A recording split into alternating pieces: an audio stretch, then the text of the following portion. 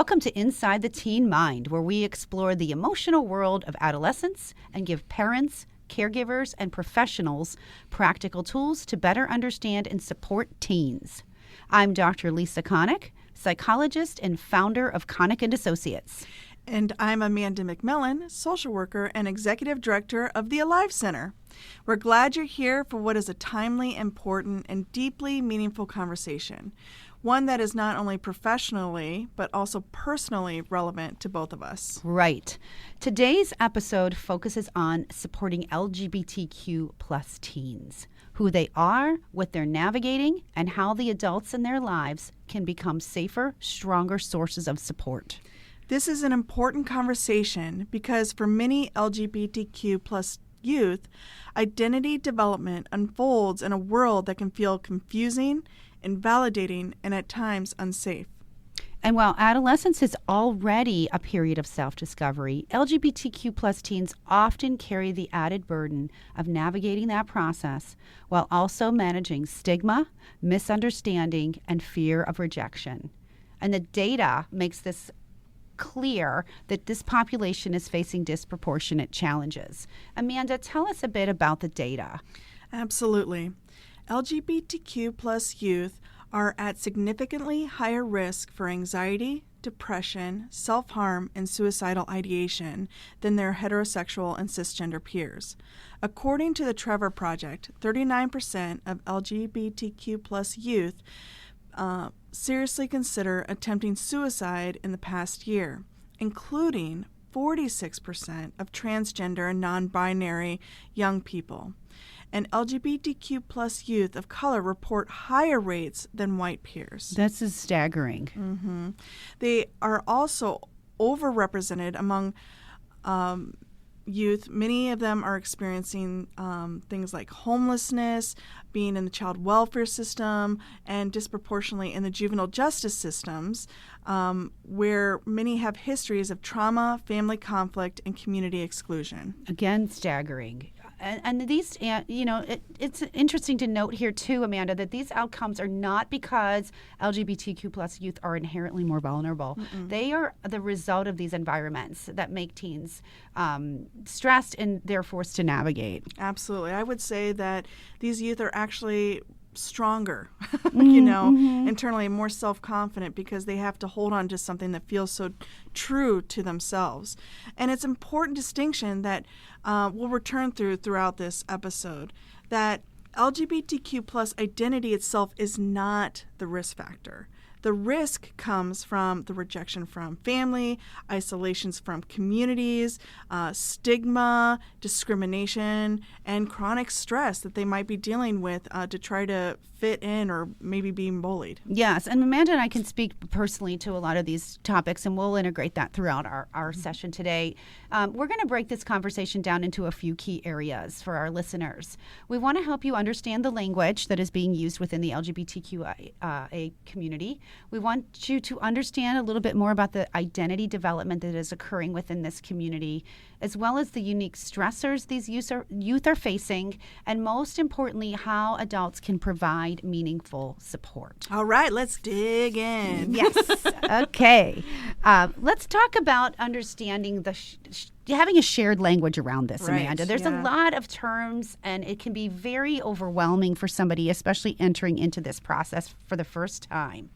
And for many adults, this is often where some of the anxiety begins. They're really afraid and worried that they're going to say the wrong thing. Right. I mean, we live in a culture that's pretty heteronormative. So if you've never had to think about what do all these letters mean, then it can feel pretty overwhelming and uncomfortable. But understanding the language is one of the simplest and most meaningful ways to create safety for your teen. I agree. Let's start with some of these foundational terms, and we'll start by explaining the difference between gender identity and sexual orientation. Mm-hmm. Right. So gender identity is a person's internal sense of who they are in terms of gender. This is how someone experiences themselves internally and whether they feel like they're male, female, both, or neither, or something else entirely different. Gender identity, like I mentioned, is internal. It's about who someone is, how they identify. Yes, and sexual orientation, in comparison, refers to someone who is emotionally, romantically, or physically attracted to. That's who you're physically attracted to. So this is about more about attraction and relationships.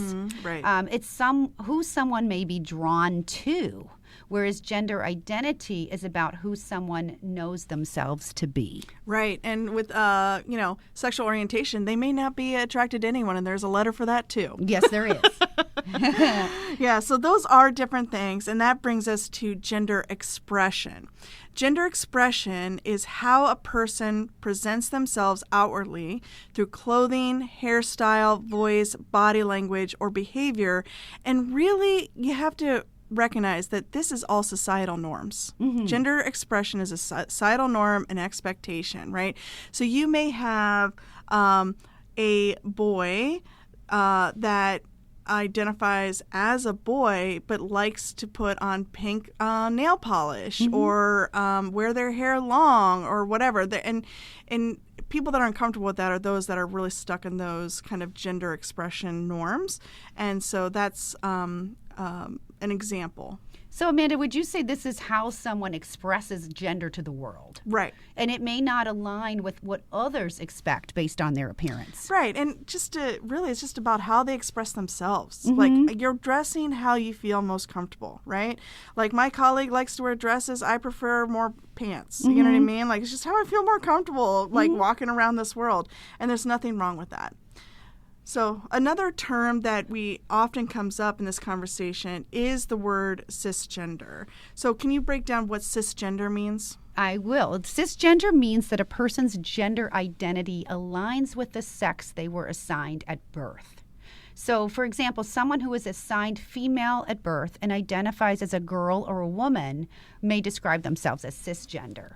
And this term is important because it helps normalize that everyone has a gender identity, not just transgender people. I love that you said that because we do, whether you have to say it or not, right? So tell us more about that. Yeah, so in contrast, transgender refers to someone whose gender identity does not align with the sex they were assigned at birth. For example, someone assigned female at birth who identifies as a male might identify as transgender. And there are also things called two-spirit, which often comes from the Native American culture, where people feel like they're both genders. And it's actually, in that culture, a very unique, and those people are considered, very spiritual. It sounds lovely, actually, when you describe it that way. Yeah.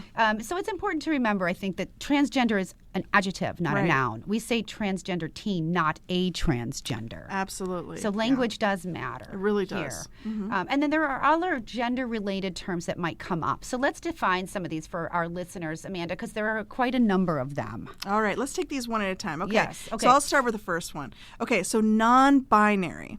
Non-binary is a person whose gender identity does not fit exclusively into male or female. Yes. They just are, they can be both, they can be neither, they're just a person.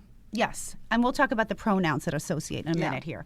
So genderqueer is another term you might come across, and that's a broad term for someone whose gender exists outside of traditional categories. And then there's gender fluid, someone whose gender identity may shift. I don't know if you watch the show Queer Eye on Netflix. I don't, but I really have it on my list. Oh my gosh, it is such a heartwarming one. But there are several characters on there. I'm specifically thinking of Jonathan, who has a beard, but often wears dresses and heels, right? And so there's kind of like that gender fluidity around how they present themselves. Sure.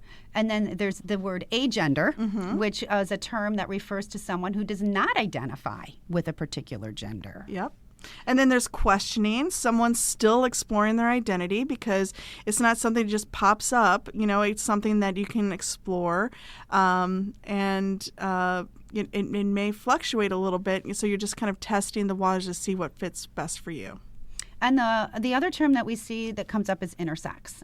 And that would be someone who is born with biological sex traits that do not fit typical definitions of male or female bodies. And so we really explored like the plus here and the LGBTQ plus, because you have the lesbian, gay, bisexual, transgender, and then we also have like pansexual, which is someone that doesn't care about what someone's gender is in their romantic affiliation. So there's a lot of different terms.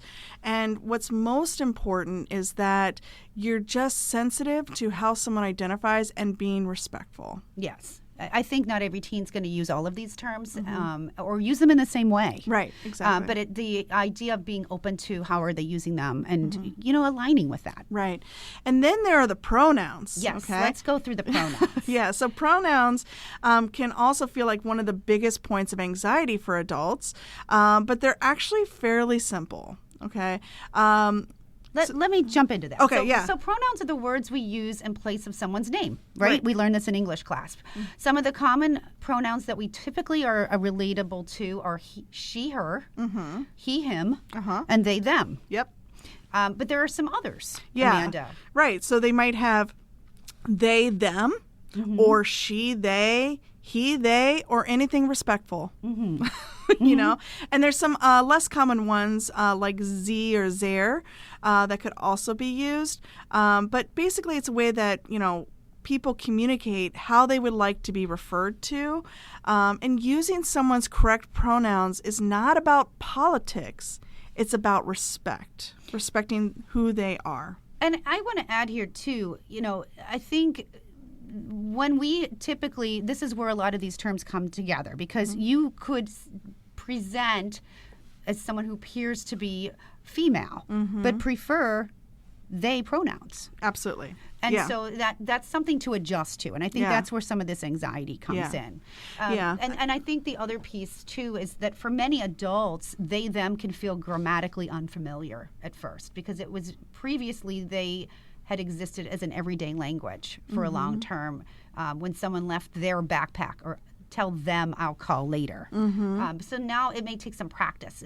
If it's unfamiliar. Yeah. I think this is actually beautiful, because like when I was growing up, I was an LGBTQ teen, and growing up in the 90s, it was not safe. And like there were also very limited buckets of what you could be fit into. You were basically the LGBT. Right? That was it. That was it. There was no plus, right? And it was she or her, or the he and him, right? And so it's actually beautiful that we've gotten more language to help people identify the diversity of how they present. I think that's actually really empowering, and so I love this. And so one of the easiest way. Okay, so a lot of people are like, well, how do I know what the pronouns are? I don't want to make a mistake. I don't want to make a mistake, okay? Here's the easiest thing to find out what someone's pronouns are when you're meeting them for the first time. And I often do this, like when I'm interviewing like younger people, I'll just be like, hi, my name's Amanda, and I use she, her pronouns. How about you? I mean, if you just lead by example, then they know it's safe, right? And you're kind of setting this example for everyone in the room, that we recognize that there's diversity and we celebrate it. Yeah, and I think if you correct yourself, you just say, I'm sorry, and fix it and move on. I think the long apologies actually make the other person feel awkward. Yeah, it's it more makes for you. you. It's more for you than for them. And I do think this is something that parents do need. They talk about in therapy is their adjustment is getting used to using the pronouns. Right. Yeah. Yeah. It just feels weird, but you know what? Get used to it. Well, and you will adjust. And I think it's a lot easier when you meet someone for the first time and you're already set to go with the pronouns they're asking. But if you've known somebody and they're shifting it, it's just an adjustment process. Right. Yeah. Yeah. And so we talked a little bit about the L being lesbian, G being gay, B being bisexual, T transgender, queer questioning is the Q. Yes. I is intersex. A is asexual or aromantic, which means that they don't experience romantic feelings for anyone else. Or they aren't sexually attracted to anyone else. Okay. It doesn't mean that they don't want relationships. They're just not interested in that physical or romantic component of it. Yeah. Right? And I think that's been around for a long time. We just haven't had a way of describing it, really. Yeah, absolutely. Yeah.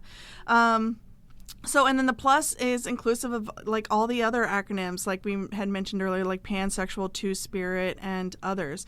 And so for some people, this can feel like a lot of terminology. They often call it alphabet soup. But for teens, language can be profoundly validating. And some teens use the word queer. Lisa and I actually had this question earlier about like, do we use the word queer anymore? I'm glad you brought that up, Amanda, because that is a question that a lot of people and parents will say, can I use that word? Mm-hmm. And what I always say is follow the lead of your teen, right? But for a lot of people, queer is kind of been a word that's been taken back. You know, for especially the boomers and older generations, that was like a slur. Right? It was a terrible word that was called to people, and it was really unsafe. And so it can be really triggering, especially for older generations. But younger generations are like, you know, I prefer queer because it's just easier than saying LGBTQ plus, right? But in this case, we're going to continue with LGBTQ plus for this this podcast. But again, just follow the lead of your teen. Yeah. Thank you, Amanda, for that explanation. We've also heard the term ally used a lot. Yeah. And for our purposes, we want to identify allies as persons who do not identify as LGBTQ plus themselves, but actively support, affirm, and advocate for the rights, dignity, and well-being of LGBTQ people. Yes. Yep. And now that we've provided an overview of the terms, let's give you a moment to digest all of that information. We're going to take a short break, and when we return, we're going to talk more about identity development in youth. Sounds great.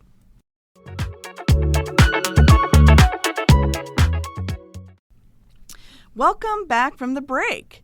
Now we're going to talk about identity development in adolescence, specifically the extra layer that LGBTQ plus youth have to go through, and what is typical type of development versus the things that they're thinking about is like, who am I? Where do I belong? How do others see me? What feels true to me? I mean, that's the typical thing that every teenager thinks about.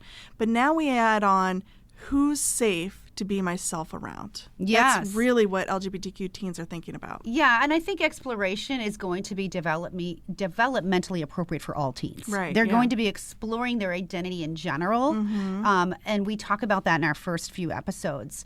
But let's talk about the difference between typical identity development and the inaccurate assumption that LGBTQ plus identity is just a phase. Oh my God, I hate that term so much. It's so triggering every time I hear it. I understand that would be for a lot of, how invalidating is that to individuals, right? So I think we want to be mindful that all teens are exploring identity, and that is normal. Right. What's going to shift over time is how teens understand themselves, how they describe themselves, and what language feels most accurate to them. And that doesn't mean make the experience invalid. It means that they're developing insight and self-awareness. Absolutely. I mean, for some teens, identity becomes clear early. They may know as early as 3 years old. I hear that typically. For others, it evolves gradually. And for questioning, it's part of the process. I know when I first was coming out myself in my early 20s, I was like, I'm going to try bi first. And it definitely wasn't bi. And then for others, certainty comes out later or quickly. So like I also know people that came out in their 40s. Actually my wife did. So, and now we're very happy. It's interesting. And I think the piece to this too, when we think about coming out and evolving in your identity, is societal norms. What are those like in our family of origin? Right, yeah. And then we kind of align with that as a young child. So this process of exploring yourself and your true self could mean that you're deviating. Right. And the safety associated with that is going to differ across families, across cultures.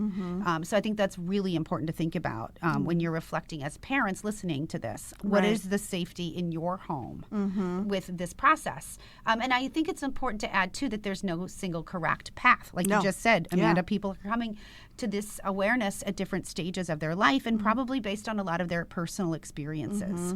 Yeah, I mean, just personally growing up, because of different people that I tried to come out with since high school until my mid-20s, was when I finally felt safe enough to, because I kept trying to come out and people would recloset me being like, no, you just haven't met the right man. Or no, that's, you're going to go to hell. No. I mean, like all those kinds of components. And so I tried to change myself. And eventually I was like, I can't. I have to live my true identity. And you're just going to have to, accept it or not, but I could not deny who I was internally. But it was a long process. And trying to deny who you are internally, I mean, we think about that being where the mental health issues Right, arise. yeah. I was super depressed, super anxious, and what we were talking earlier is like, there's this joke about having a gaydar, being able to see someone. But really what I like to call it actually is a safety dar, right? As a queer person, I get kind of like this instinct, is this person safe to be my true self around, or do I have to be super guarded, right? And that's what's been refined over the years. Yeah, and I think if we think about this talk about coming out and exploring, the pathology is related to the stifling of your true self, not necessarily the experience of who you really are. Absolutely. So I think let's talk a little bit more about coming out. So what can be different for LGBTQ plus teens in terms of exploration is there is that added risk of safety. And because for many teens, it's not just self-discovery, we want to really focus on the safety process of the coming out. And also kind of, it's not just one conversation. Yes. Okay. So this is literally every day I have to choose to come out, right? With people that I don't know, right? So especially when I became a parent, and now I know we're talking about teens, but as a parent, I was like, okay, once they started preschool, we know we're going to be the different family where our kids have two moms, and we're scared our kids can be treated differently. Almost every form that we filled out, there's a mother-father versus parent-parent. And when we meet certain friends, and I know that some of my kids' friends' parents, once they found out that we were a same-sex couple, then the kid wasn't allowed to hang out with them anymore. That only happened once or twice, but still, it's something that you're very sensitive to, and just goes into, again, that safety dart of like, hey, is this person, how are they going to respond when I share my authentic self? And, there's also this heteronormativity where people just look at you and assume that you're straight. And so, like, when I'm talking about, like, I wear a wedding ring, and people are like, oh, what's your husband do? And I'm like, my wife is blah, blah, blah. You know what I mean? And so, like, but I have to decide. If it's someone older, I typically just let it go and just like, yeah, whatever, let them assume whatever they're going to assume. But other people, I like to correct them, especially if I think I'm going to have an ongoing relationship, because, again, I'm going to be my authentic self, But I'm older, and I have experience. And for younger kids, this is really hard to navigate because they're experiencing for the first time that risk of social exclusion. And then also, if they're getting involved with someone else, let's say at junior high, and they're just, maybe experimenting, and they kiss another person that's maybe the same gender, and they're excited about it. They go to school and tell their friends, but they just outed the other person that might not be there yet. That's a good point. Yeah. Yes. And then that person could be like freaking out, right? Because they're also scared. And so it's just like really complicated when it comes to each youth about what kind of how to be. I'm sorry, I'm rambling on a little bit, but what I really want to say is, like, what's really important as a parent is to help them think about what coming out looks like, and how to allow them to keep the control. Yes, I think that's important, because I think about what kids are questioning. Right. And we get this in therapy, and I've dealt with this with my own son. Will people see me differently?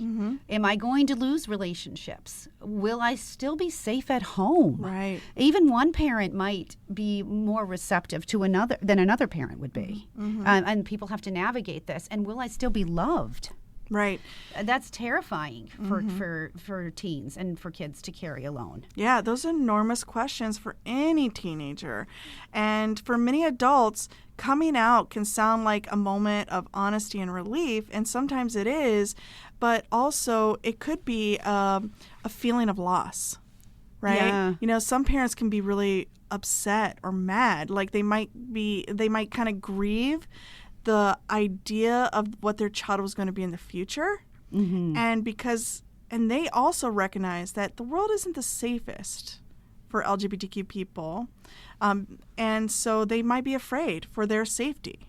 And I could speak as a mom here for a minute, Amanda. You know, when my son was navigating this process, he was in high school. And he had a lot of physical symptoms of anxiety. And he did give me permission to share this on this episode, which I respect and appreciate. I did get his permission. He was sick, and we had a lot of school anxiety, a lot of school avoidance, because his perspective of fear was, am I going to lose my friend group? How are people going to respond? And then also, how will I respond? Right. How will I respond? He didn't want me to know the reasons for his distress. Finally, we came to a safety space where we could talk about it, but then it was also like, how do you want to navigate? Like you said, giving the control to the other person. Who do you want to know? Who do you not want to know? This is your journey. I'm here to support you on your journey, but also being respectful that there are certain people in the family that he might not feel will be supportive, and he chooses not to share that with. Right, yeah. So he starts with you, but then there's like, what about dad? What about grandparents? What about that super religious uncle that you have? You know, like, who do we choose to share with and who do we not? Yeah, and there were actually people in the family where I was concerned. Yeah. Luckily, when we put it out there, they were like, okay. That's great. Yeah, I kind of figured one of them. I kind of figured was one of them. I mean, this is the son that said when he was 5, he wanted a Barbie doll for Christmas, and family members were like, "Are you going to get him a Barbie doll?" I'm like, "Yeah, I'm going to get him a Barbie doll." And he looked at me and he says, "Mom, sometimes I like boy stuff, sometimes I like girl stuff." Yeah, that's one of our favorite stories because it's like, yeah, if you want it, what's the problem? Right. You're not hurting anyone. No. You know? Let him explore. Seriously. So, let's talk a little bit more about the environmental issues. Yeah. So this is what is going on, right? You might think, okay, what's this not safe thing, right? So let's dive into this. So first of all, you had just mentioned this. There's this huge fear of family rejection, right? Risk of conflict. If they don't kick you out of the house, but maybe they're just like super upset and they're always disappointed in you now, or they just can't see you this same way. There might be emotional withdrawal, and some of them might become physically violent, and or become homeless, right? So that's a big risk. Or also, can you bring your partner home to meet your parents? Right. That might not be acceptable. Absolutely. For some families, and that's got to be very devastating. The other thing I think about is peer bullying and social exclusion. Right. That can happen in many environments, not just the school environment, but at work or in the community where you live. There can be verbal harassment, there can be cyberbullying or physical intimidation or assault. Absolutely. And then for our kids, school-based discrimination, right? There could be lack of supportive staff that misgender or refuse to use the child's preferred name. And so that can feel very invalidating and is a type of microaggression. Yeah, and we also talked a little bit about mental health impact. So that internalized stigma if responses are negative or repeatedly negative. And if you're coming out every time you meet new people, you're being, experiencing that fear and anxiety repeatedly, it can transition into some real mental health challenges like depression, anxiety, social anxiety, OCD, things of that nature. Yeah. I just want to jump into also the community or cultural consequences, right? We live in communities. So faith communities or cultural communities, there can be a lot of stigma, and especially some countries, people flee because they can be killed for being queer, right? You know what I mean? And so, like, that's a cultural component that is really literally life or death. Dangerous. Right? Yeah. And I also think about the religious trauma. Right. Like you said, like this, you're going to go to hell. Yeah. This is wrong. It's against our religion. And then there are people that are very faith-based that are having a hard time. They want to find a religious community that is accepting, that will marry them. Yeah. Or recognize their bond. So I think there's a lot of trauma-based factors that go into this process of being authentic. Right. Yeah.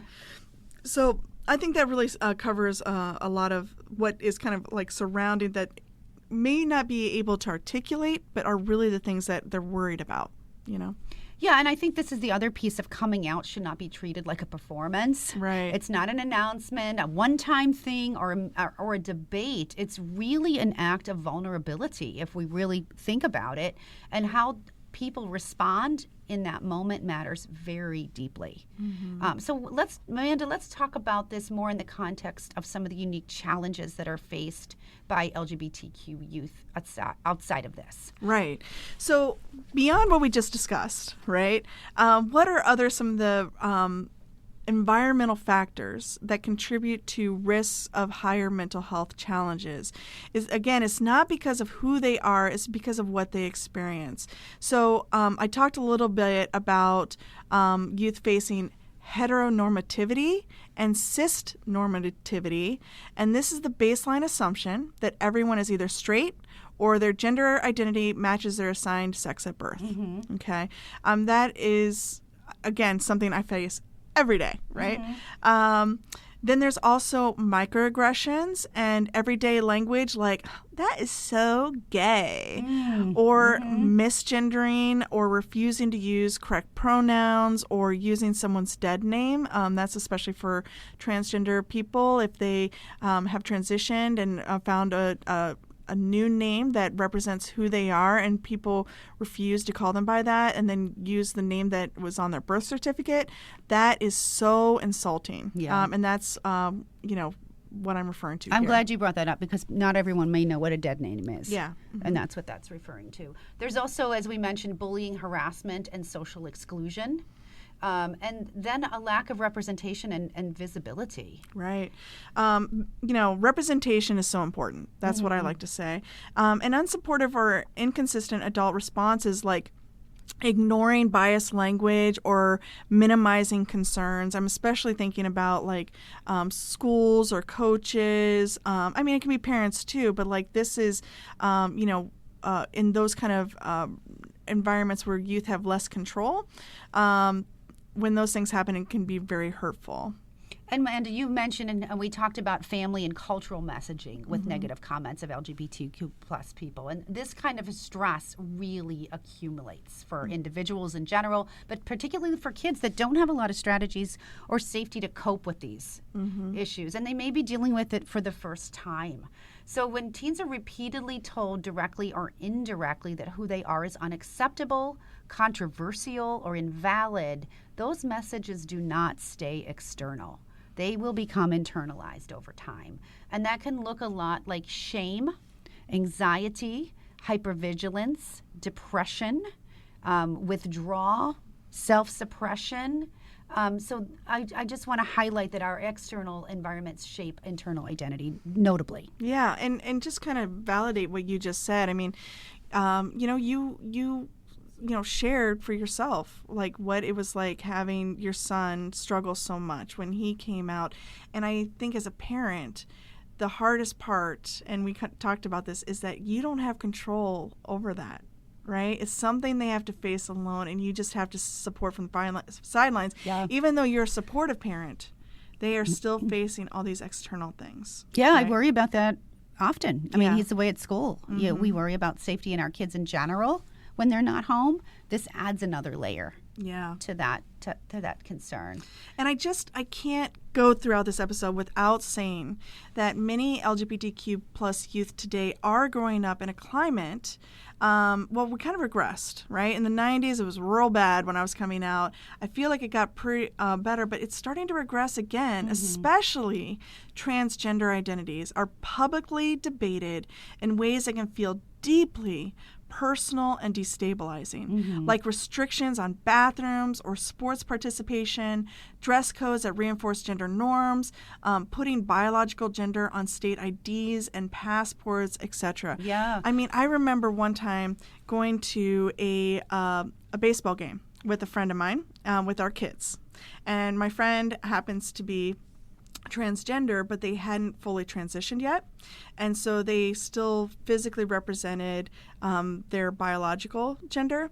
And we were there, and they're like, "Oh, I really have to go to the bathroom, but I don't feel safe going to the bathroom here because I can't go into the restroom that I choose because I'll get harassed. And so they just had to hold it and wait until they got home. Yeah. Right? Isn't that sad? It's very difficult. I never would have thought about that before. I think we don't think about that. I think the other things that affect our youth are they're hearing a lot of arguments about names, pronouns, and identity.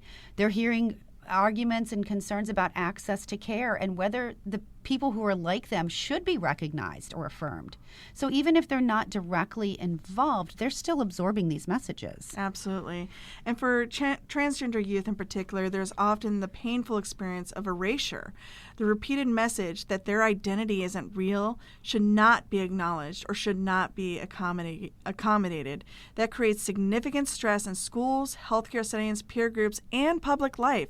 I mean, we have people in our downtown community that are trying to raise controversy, holding up signs that are anti-trans, and it's really gross. And when these young individuals are constantly managing these messages, it is really exhausting. Yeah. It is very exhausting and really has an impact on their emotional well-being. So let's share some insights about how parents and caregivers can provide support to LGBTQ plus teens.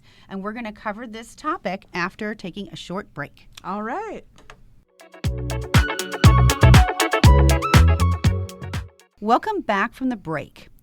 We want to move now into talking some more about providing support to LGBTQ plus teens. And while this might seem complicated to some adults who are navigating this process, the good news is that support does not require perfection.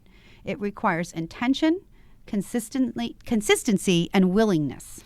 You do not need to have all the right language immediately. You do not need to understand every identity term overnight. Honestly, it changes every day. You do not need to get everything right the first time. What's most important is that you show up and love and celebrate your kid in the ordinary moments. Yeah, I would totally agree with that. And I think affirming support is really communicated in everyday language, right, Amanda? Absolutely. So let's give examples of what that might sound like. So a really important example might be, would you like help navigating this, or would you prefer I follow your lead? Right.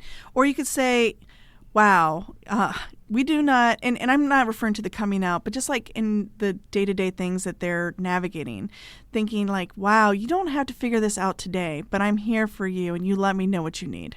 And I think just saying, how can I support you right now when you're seeing your child being stressed or recognizing they're stressed? And these responses will communicate safety rather than interrogation. And it keeps the control in their court. Yeah.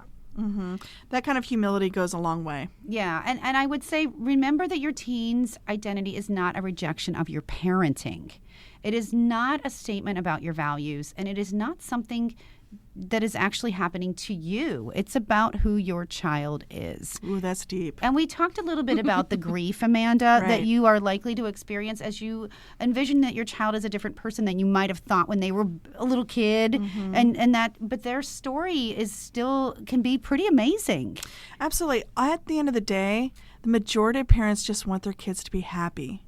And when your kid feels safe to be their true selves and celebrated by that and loved by their parents unconditionally, that is the core of what brings happiness. And I do think, as a sidebar here, Amanda, you talked about your own journey a bit, and you can still be a parent, you can still have grandchildren, you can still have a wedding, all those things. You can have a great job. Absolutely. So I think as a parent, when you feel like you might be mourning these things, you're really celebrating a different version of it. Absolutely. Yeah.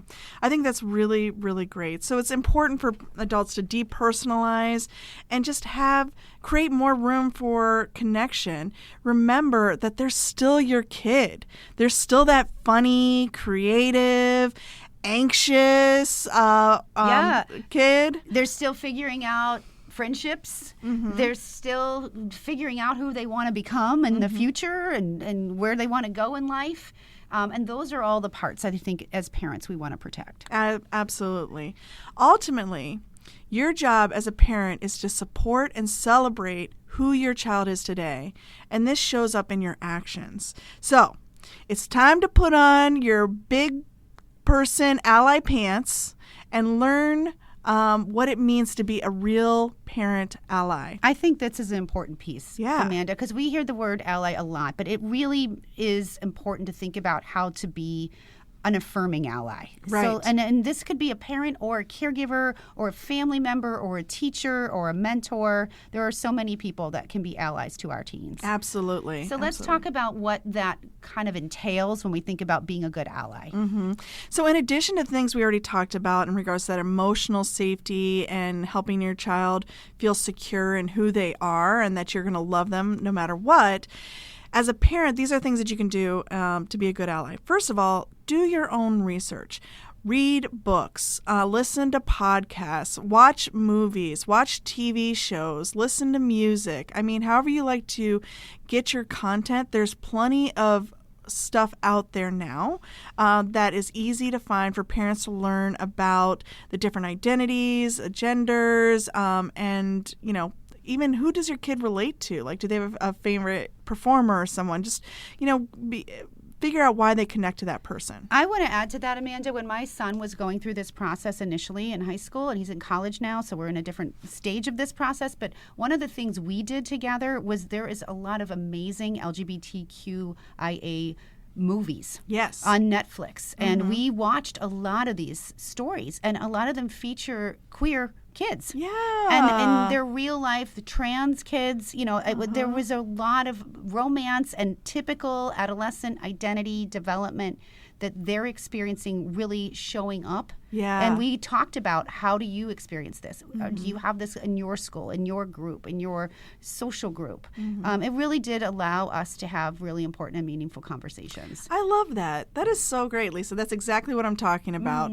The other thing is, make sure that your child has a safe community where they can be completely themselves. Making sure they have access to some sort of pride club or going to pride events or parades and organizations. This is being released in June. So there's definitely tons of pride things happening in June all over. And a lot of, especially in the suburbs, at least where we are in the Chicago area, most of the pride events in the suburbs are very family friendly. Yeah, they are. So going with them and hanging out and just, showing, and that's where you can find all the queer-friendly resources out there for you and your family. There's also a lot of supports in some of the school systems. They have clubs, they have groups where they have allies. I think that's a great community to be supported with in the school setting because our kids spend a lot of time in school.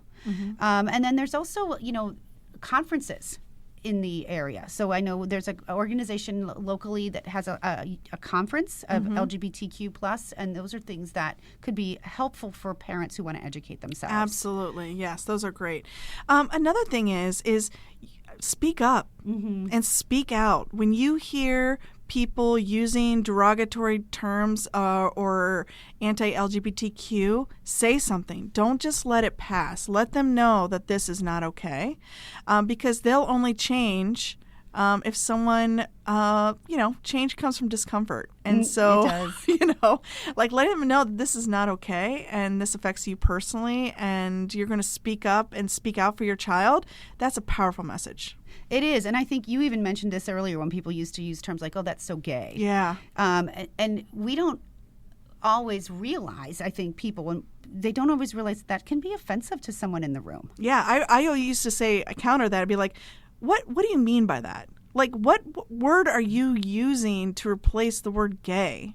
Like, stupid, weird, like what? Are you saying gay people are that? Like, and like usually that shuts it right down. It's uncomfortable. But I think having people be aware that these are things that are, if you're standing by, your child is going to be uncomfortable. Yeah, absolutely. And they may not feel comfortable speaking out. And so if you speak up for them, then, or at least in general, you don't have to out them with that, but just say that, dude, that's not cool. And how validating is that when somebody sticks up for you? Absolutely. Right. And then for parents, also there's resources such as organizations like PFLAG. So PFLAG stands for Parents and Friends of Lesbians and Gays, and this has been around for decades, I think since the 80s. And there's support groups for families that have kids in the LGBTQ community as like a support group. And there are chapters everywhere. So you can always look online for PFLAG, and you can find a chapter near you if that's something you're interested in. Yeah, thanks, Amanda. And I think these are some really good options for parents. And so in conclusion, I mean, we've covered a lot of topics today as it relates to LGBTQ plus youth. I think in closing, what we'd like to say, LGBTQ plus teens do not need perfect parents. They do not need perfect language. They do not need perfect allies. They need adults who are willing to listen, learn, and stay connected. That's right. When a young person feels seen, respected, safe, and celebrated and loved, their outcomes improve. Not because their identity changed, but because the environment around them did, and they have a space that is safe to be themselves. I love that you used the word celebrated, Amanda. That is a way of thinking about it that is just very positive. Yeah. And that support can really be life-changing for youth.